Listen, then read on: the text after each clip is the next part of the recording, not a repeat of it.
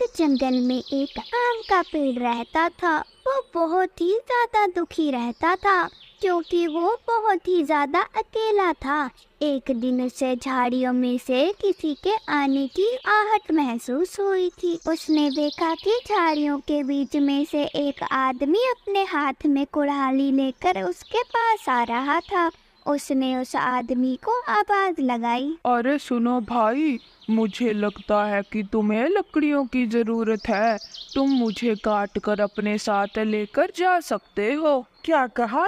मैंने पहली बार देखा है। तुम पहले पेड़ हो जो बोल रहे हो मुझे काट दो। कितनी अजीब बात है। मैं कौन सा यहाँ पर पेड़ काटने आया हूँ। मैं तो ये कुल्हाड़ी जंगली जानवरों से बचने के लिए लेकर आया हूँ। आप मेरी लकड़ियाँ और मेरे फलों को बेचकर बहुत ज्यादा अमीर हो जाओगे।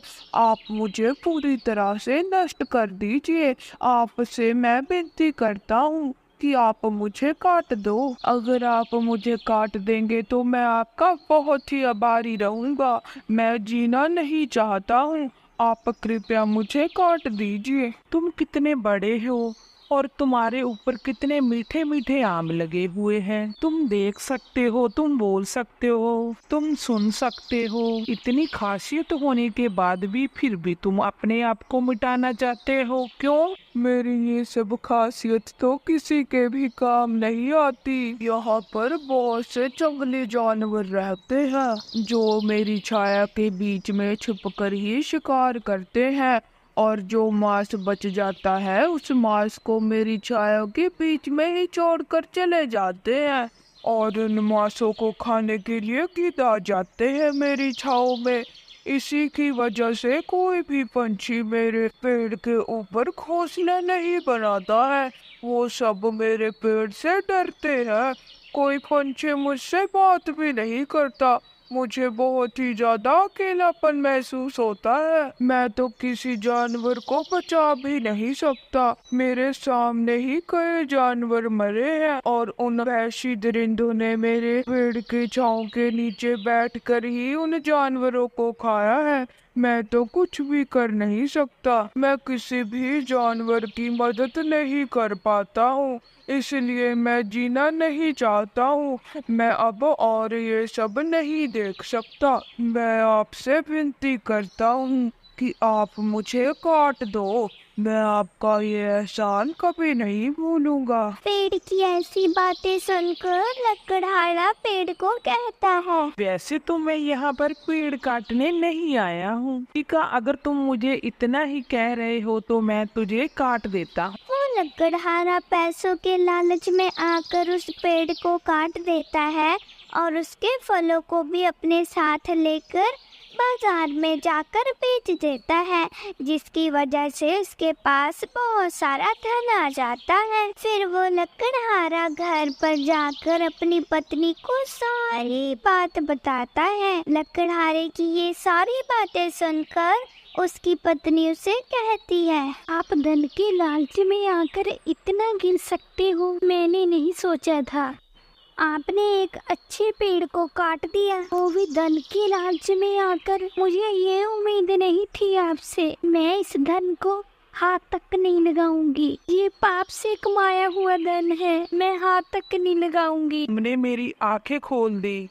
सच में ये पाप से कमाया हुआ धन है। धन के लालच ने मेरे आंखों में पट्टी बांध दी थी। मैंने इन हाथों से उस पेड़ को नष्ट कर दिया। लकड़हारा और उसकी पत्नी बहुत ही ज्यादा चिंता में डूब गए थे। वो दोनों अपने आप को बहुत ही ज्यादा दोषी समझ रहे थे। वो दोनों काफी दिनों तक बहुत ही ज्यादा उदास रहते थे। वो दोनों अपने पाप का प्रायश्चित करने के लिए कोई न कोई हल ढूंढते रहते थे। वो दोनों इस बात के लिए बहुत ही ज्यादा दुखी थे कि अब वो दोनों उस पेड़ को कोई नया जन्म नहीं दे सकते थे। तभी लकड़हारे को एक बात ध्यान में आती है। वो सोचता है कि उसने उस पेड़ के कुछ आम तो अपने पास रखे हुए थे। वो आम अब सूख कर कुतली में बन गए थे। ऐसा सोचकर लकड़हारे के मन में एक आस जागी। वो बहुत ही ज्यादा खुश हो गया था। उसे अब पता लग गया था कि अब वो उस पेड़ को नया जीवन दे सकता है। वो जल्द ही उस आम के पेड़ की एक गुठली लेता है और भागकर पहाड़ों की तरफ चला जाता है। वो उस पहाड़ की नरम मिट्टी में उस गुठली को गाड़ देता है और उस गुठली को हर दिन वो आकर पानी देता था। कुछ ही दिनों में उस गुठली में से एक छोटा सा पौधा आ जाता है। वो लकड़हारा और उसकी पत्नी उस छोटे से पौधे को देखकर बहुत ही ज्यादा खुश होते हैं। कुछ ही महीनों में वो छोटा सा पौधा तो बहुत ही बड़ा पेड़ बन जाता है। वो आम का पेड़ अपने आप को फिर से जीवित देखकर बहुत ही ज्यादा खुश होता है और लकड़हारे से कहता है, आपने मुझे फिर से जीवित कर दिया। अब मुझे फिर से वो अकेलापन दोबारा देखना पड़ेगा। ऐसा सुनकर लकड़हारे ने पेड़ से कहा, अब तुम्हें किसी भी तरह की हिंसा देखने को नहीं मिलेगी। मैं तुम्हें पहाड़ों पर ले आया हूँ। अब यहाँ पर कोई भी जंगली जानवर नहीं है और यहाँ पर बहुत सारे पक्षी भी है। वो हर पल तुम्हारे मित्र बनके तुम्हारे साथ रहेंगे और तुम्हें कभी भी अकेलापन महसूस नहीं होगा। और तुम बदले में उनको हर तरह के मौसम की जानकारी देना।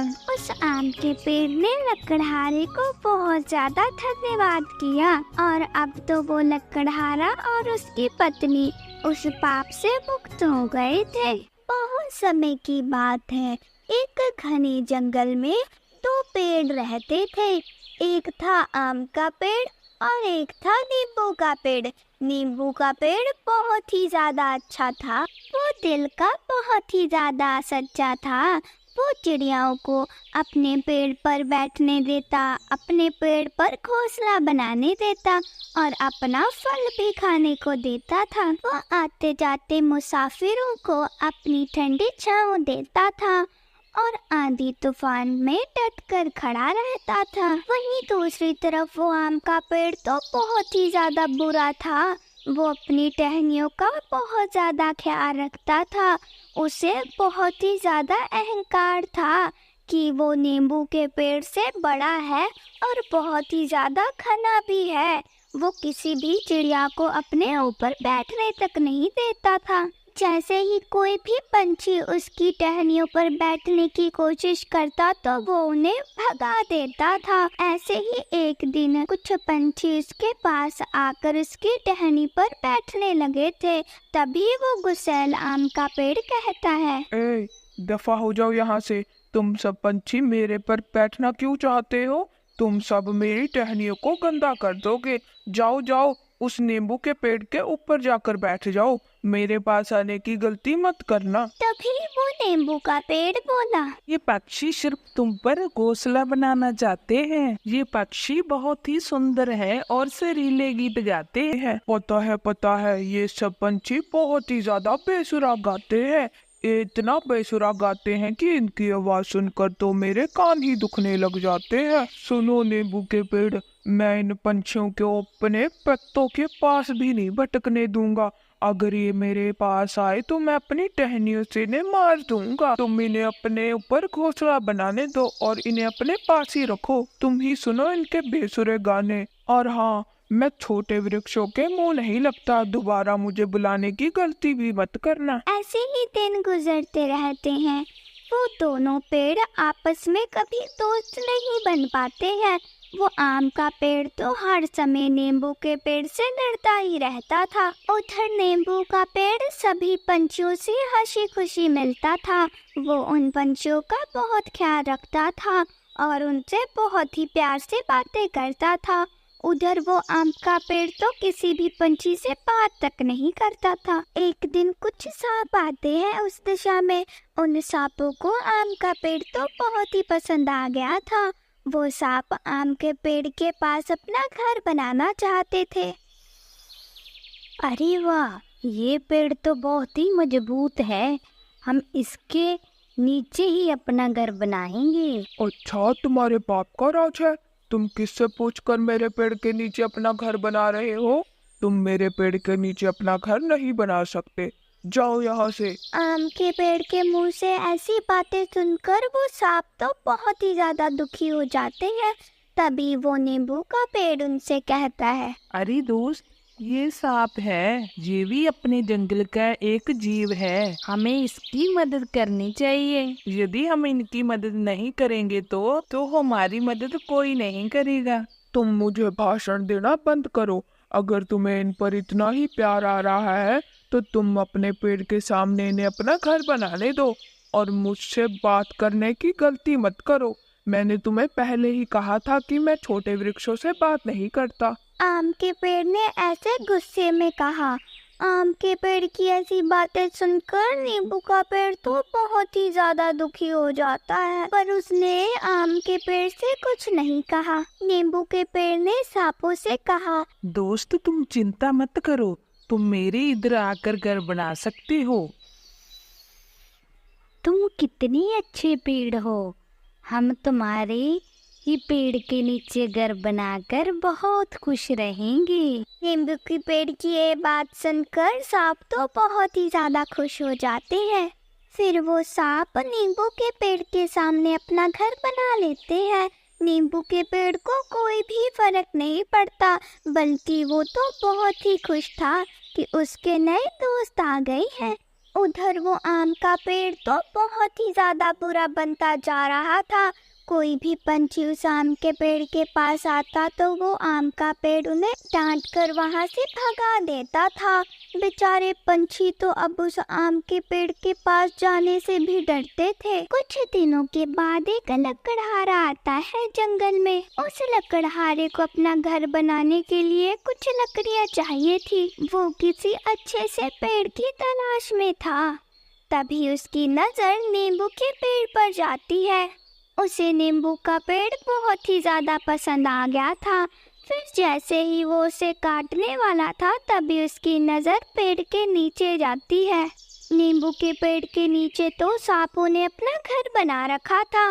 वो सांपों को देखकर डर जाता है और कहता है, हे भगवान, इस पेड़ के तो नीचे सांप रहते हैं। अगर मैंने इस पेड़ को काट दिया तो ये सारे सांप मुझे काट कर जिंदा ही मार देंगे। नहीं नहीं, मैं इस पेड़ को नहीं काटूंगा, आगे वाले पेड़ को देखता हूँ। लकड़हारा ऐसा सोचता है। फिर तभी उसकी नजर पास ही में आम के पेड़ पर जाती है। उसे तो वो आम का पेड़ बहुत ही ज्यादा पसंद आ जाता है। अरे ये पेड़ तो नींबू के पेड़ से भी ज्यादा बड़ा और मजबूत है, इसी को ही काटूंगा मैं। इसकी लकड़ियों से ही मेरा घर मजबूत और अच्छा बनेगा। ऐसा कहकर वो लकड़हारा आम के पेड़ को काटना लग जाता है। अरे भाई, तुम मुझे क्यों काट रहे हो? मैंने तुम्हारा क्या बिगाड़ा है? तुम मुझे मत काटो। मैंने अपनी टहनियों को बहुत ही ज्यादा लाड प्यार से रखा है। कभी भी किसी पंछी को भी अपने ऊपर नहीं बैठने दिया। तुम कृपया मुझे मत काटो। मैंने बहुत ही प्यार से अपनी टहनियों को पाला है। पास ही में नींबू का पेड़ ये सब होते हुए देख रहा था। वो सांपों से कहता है, आम का पेड़ खतरे में है, हमें उसकी मदद करनी चाहिए। पर हम उसकी मदद क्यों करें? आपको अच्छे से मालूम है ना वो किस तरह का पेड़ है। उसने हमें घर बनाने को मना किया था, भला हम क्यों मदद करें उसकी? ऐसे मैंने तेरी मदद की है, वैसे ही तुम आम के पेड़ की मदद करो। तुझे पता है ना उसने हमारे साथ कैसा व्यवहार किया था, तुम्हारे और हमारे साथ। जब वो हमारा घर अपने पेड़ के नीचे बनाने देता, शायद वो बच जाता। उसे वही सजा मिल रही है जो उसके काबिल। ऐसी बात नहीं है दोस्त, किसी ने तुम्हारे साथ बुरा व्यवहार किया है, इसका मतलब तुम्हें भी उसके साथ बुरा व्यवहार नहीं करना चाहिए। ये जंगल हम सबका है, हम इसे ऐसे नहीं छोड़ सकते, जबकि उन्हें हमारी मदद की जरूरत है। जाओ दोस्त, तुम उसकी जान बचाओ। तुम सही कह रहे हो दोस्त, हमें आम के पेड़ की मदद करनी चाहिए। फिर वो सांप अपने सारे झुंड को बुला लेता है और उस लकड़हारे के पास जाकर उस लकड़हारे को डंक मार देता है। लकड़हारा वहीं बेहोश हो जाता है। फिर वो आम का पेड़ अपनी गलती पर बहुत ही ज्यादा पछताता है। मैं बहुत ही ज्यादा शर्मिंदा हूँ सांप भाई। मैंने आपके साथ इतना बुरा व्यवहार किया, लेकिन फिर भी आपने मेरी मदद की। मैं आपका बहुत ही ज्यादा धन्यवाद करता हूँ। अगर आप मेरे पास मुझे बचाने नहीं आते तो वो लकड़हारा मुझे काट ही देता। आपका बहुत बहुत धन्यवाद। हमारा धन्यवाद ना करो, आम के पेड़ उस नींबू के पेड़ का शुक्रिया अदा करो। तुम उससे कभी सही से बात नहीं करते, पर उसने हमें तुम्हारी मदद करने के लिए बोला। उसका धन्यवाद करो। मुझे माफ कर दो नींबू भाई। मैंने जिंदगी भर आपसे कभी भी अच्छे से बात नहीं की, फिर भी आपने मेरी मदद की। मैं आपका ये एहसान कभी नहीं भूलूंगा। और मुझे ये भी पता लग गया है कि हम सबको प्यार से रहना चाहिए और एक दूसरे की मदद करनी चाहिए। मैं आगे से ऐसा कभी नहीं करूंगा। अब मैं सबसे मिलजुल कर रहूंगा। उस आम के पेड़ को अपनी गलती का एहसास हो गया था। वो तभी से अपनी सारी गलतियों को सुधारता था। वो सभी पंछियों से अच्छे से बात करता था और सबकी मदद करता था। तभी से वो नींबू का पेड़ और आम का पेड़ सच्चे मित्र बन गए थे। प्यारे दोस्तों, अगर आपको ये हमारी कहानी अच्छी लगी तो हमारे चैनल को सब्सक्राइब करना मत भूलना। वीडियो को लाइक, शेयर, कमेंट जरूर करना। धन्यवाद।